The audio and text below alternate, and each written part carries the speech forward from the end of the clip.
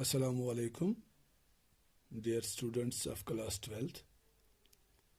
हमारा आज का टॉपिक है invertible functions.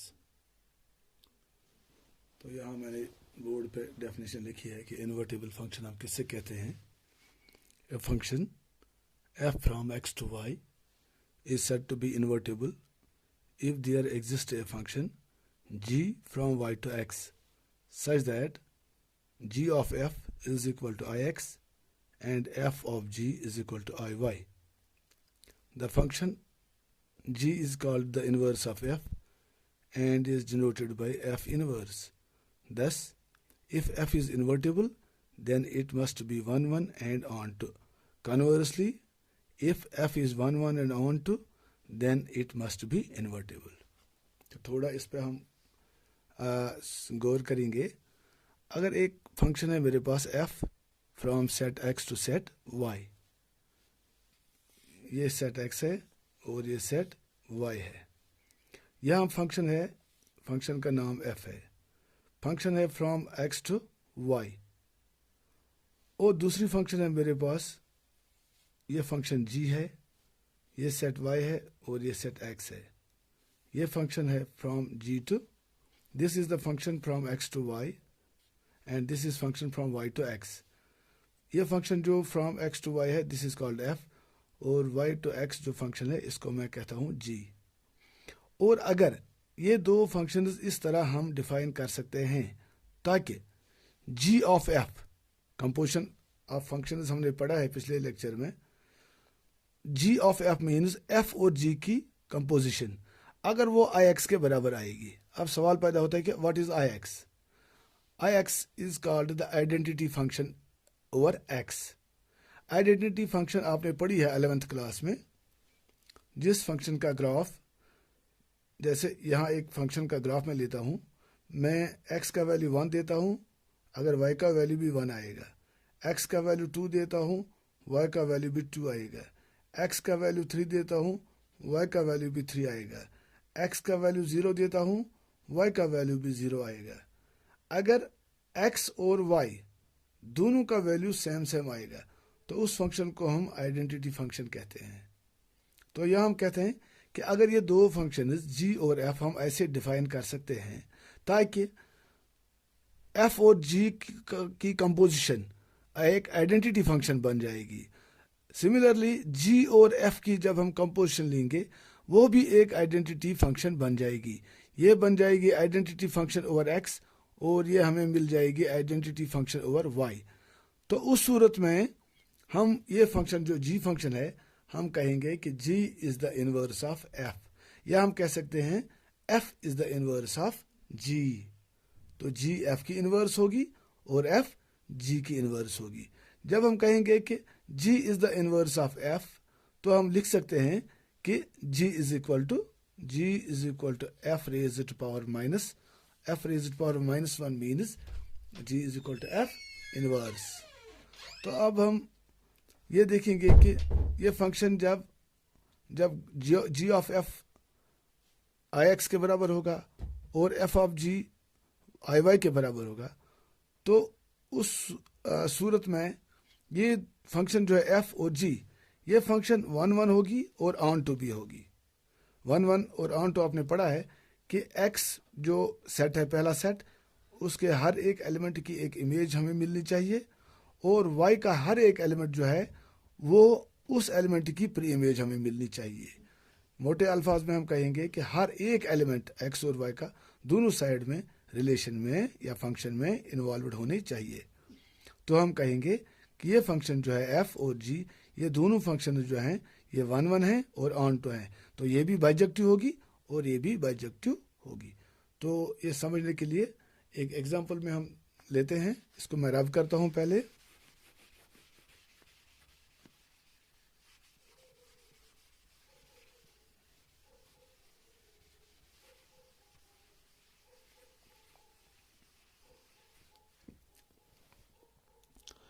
Let us consider a function f from x to y।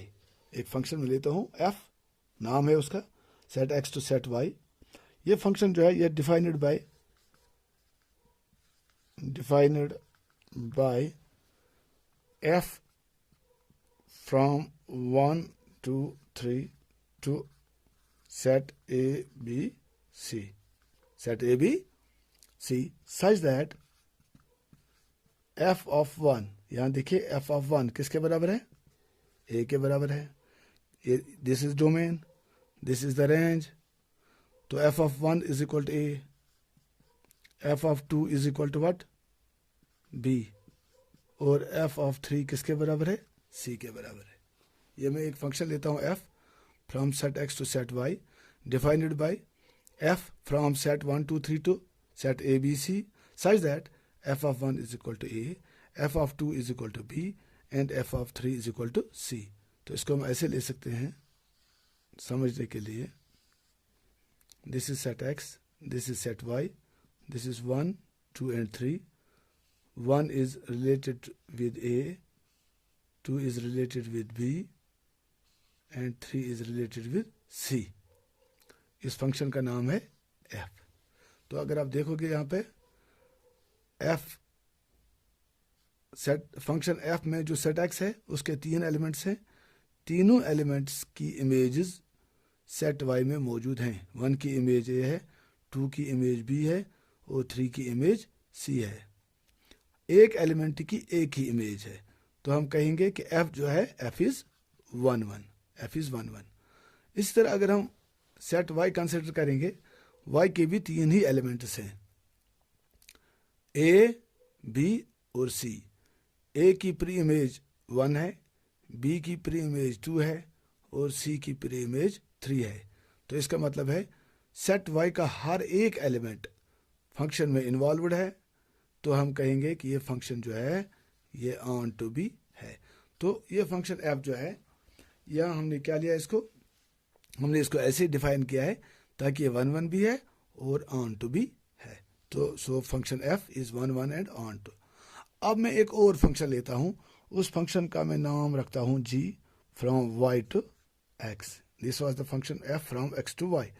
अब मैं डिफाइन करूंगा एक और फंक्शन g उसका नाम है from y to x defined as f नहीं g है ये g from set A, B, C to set 1 2 3 such that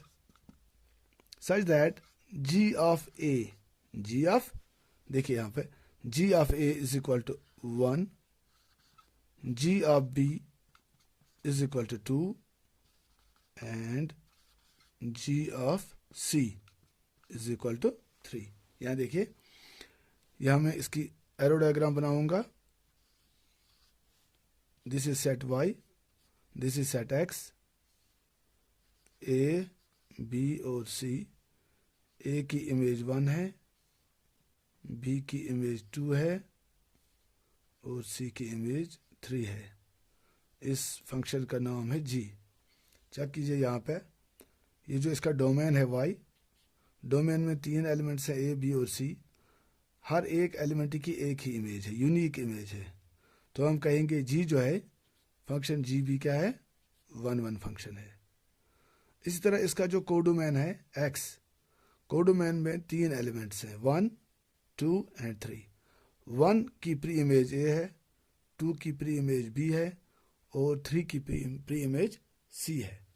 इसका मतलब ये हुआ कि सेट x जो है कोडोमेन, इसके सभी एलिमेंट्स जो हैं वो रिलेशन में इन्वॉल्वड हैं.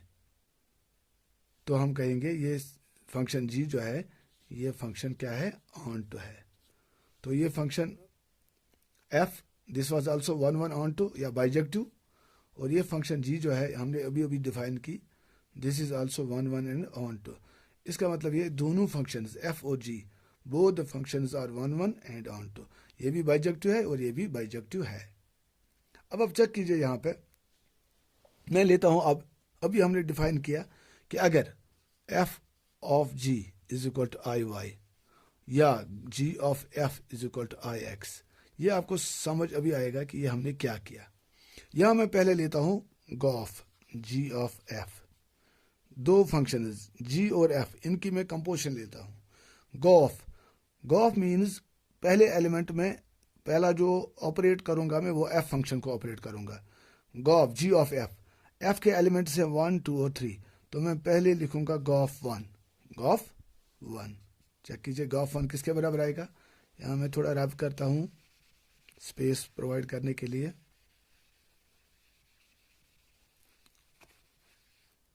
गॉफ 1, देखिए जी ऑफ एफ 1 किसके बराबर आएगा, वो जी ऑफ एफ ऑफ 1। अब f1 किसके बराबर है, f1 इज इक्वल टू ए, तो f1 का वैल्यू मैं लूंगा तो ये मुझे मिलेगा g ऑफ a। तो g ऑफ a किसके बराबर आएगा, g ऑफ a यहाँ पे दिया हुआ है 1, तो मैंने क्या प्रूव किया, g of f1 is equal to 1, तो मैं यहाँ लिखूंगा implies G O F 1 is equal to 1, G O F 1 is equal to 1। अब मैं लूंगा g of f, G O F 2, G O F 2 चूंकि f का दूसरा एलिमेंट 2 है, तो गॉफ 2 आएगा किसके बराबर, g ऑफ f ऑफ 2। अब f2 किसके बराबर है, f2 is equal to b, तो मैं यहां लिखूंगा g ऑफ b, और g ऑफ b किसके बराबर है, 2 के बराबर, तो गॉफ 2 किसके बराबर मुझे मिला, implies G O F 2 is equal to 2, तो गॉफ 1 1 के बराबर आया और गॉफ 2 किसके बराबर आया, 2 के बराबर।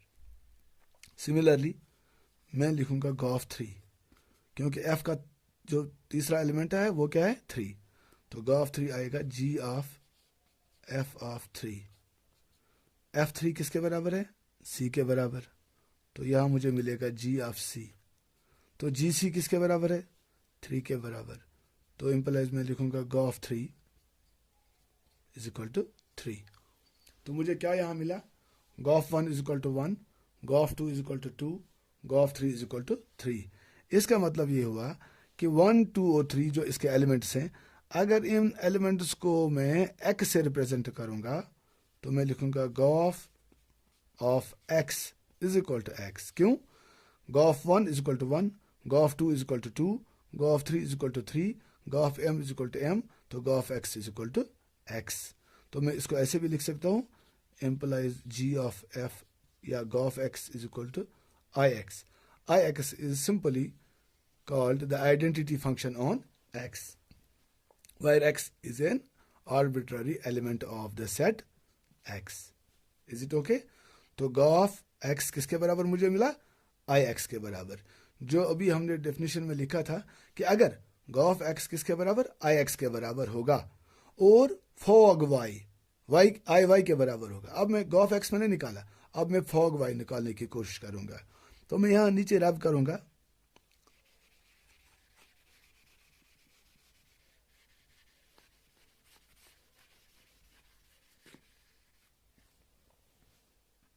तो मैं अब लिखूंगा गॉफ हमने निकाला, अब मैं लिखूंगा फॉग, फॉग FOG का मतलब है अब मैं पहले जी को ऑपरेट करूंगा। जी को ऑपरेट करने का मतलब है कि जी के जो भी वैल्यूज हैं, जी फंक्शन का जो भी डोमेन है वही डोमेन में यहाँ पुट करूंगा। अभी हमने देखा था कि जी का डोमेन y था और उसका को डोमेन x था, y में एलिमेंट्स थे a b और c, तो फॉग ये जी फंक्शन थी हमारी, फॉग में मैं पहले जी का पहला एलिमेंट लिखूंगा वो है a, तो FOG F O G a is equal to f of g of a, f of g of a किसके बराबर है, 1 के बराबर है, तो ये मुझे मिलेगा f1 के बराबर, और f1 किसके बराबर है, a के बराबर, तो मुझे क्या मिला, implies F O G a is equal to a। इसी तरह मैं लूंगा अब फॉग g का दूसरा एलिमेंट भी यहाँ पुट करूंगा, g का दूसरा एलिमेंट है b, मैं लिखूंगा F O G b is equal to f of g of b is equal to g of b किसके बराबर है, g ऑफ b 2 के बराबर है, तो मैं लिखूंगा f2, और f2 किसके बराबर है, b के बराबर, तो साबित क्या हुआ, साबित हुआ कि implies F O G b is equal to b, F O G a is equal to a, F O G b is equal to b। Similarly आप लिख सकते हैं कि फॉग 3 जो आएगा, सॉरी फॉग c जो आएगा वो भी किसके बराबर आएगा, c के बराबर ही आएगा। क्यों, because fog c means f of g of c, g of c is 3, तो फॉग सी किसके बराबर मुझे मिलेगा, F3 के बराबर, और F3 किसके बराबर है, C के बराबर। तो हमें यहाँ क्या मिला, F O G A is equal to A, F O G A is equal to A, F O G B is equal to B, और F O G C is equal to C। इसका मतलब क्या हुआ, अगर C के बदले में कोई आर्बिट्ररी एलिमेंट Y लेता हूँ, A, B और C के बदले, इस Y, ये जो Y मेरा डोमेन है, किस फंक्शन G का डोमेन जो है, इन एलिमेंट्स के बदले में अगर एक एलिमेंट आर्बिट्ररी लेता हूँ Y, तो मुझे क्या मिलेगा, फिर मैं इसको रब करता हूं,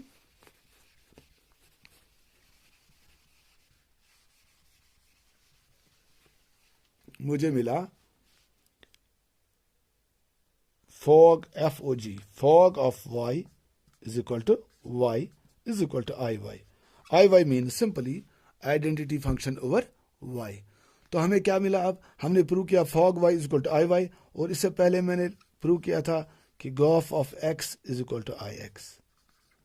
तो जब ऐसी सिचुएशन होगी, F O G Y is equal to IY और G O F X is equal to IX, तो डेफिनेशन के हिसाब से हम क्या कहेंगे, हम कहेंगे G is the inverse of F, G is equal to F inverse, या हम लिख सकते हैं F is equal to G inverse.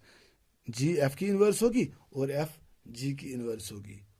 तो this was all about invertible functions and what is the inverse of a function. हम एक function का inverse कैसे निकाल सकते हैं, सिंपली जब भी आप किसी फंक्शन का इनवर्स निकालोगे तो फॉग Y IY के बराबर प्रूव करो, गॉफ ऑफ X IX के बराबर प्रूव करो। जब ये दोनों चीज़ें बराबर होंगी तो इसका मतलब है F is the inverse of G and G is the inverse of F।